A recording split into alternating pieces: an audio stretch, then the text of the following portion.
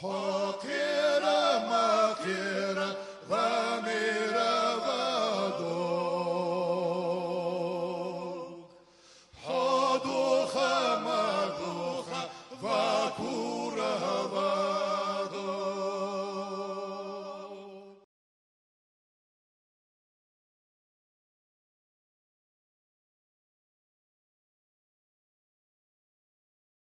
Обращение к правоохранителям республики.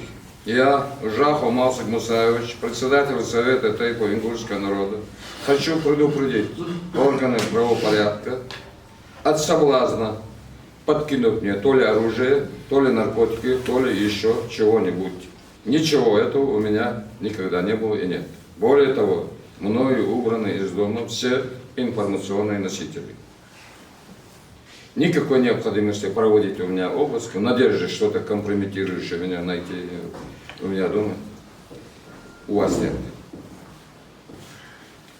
Я по поступающей до меня информации знаю, что меня и других лидеров протестного движения принято решение задержать и припроводить в тюрьму города Пятигорска.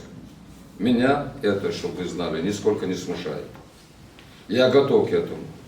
Скрываться от властей не собираюсь. Достаточно одного звонка, чтобы я явился в указанное правоохранителями место.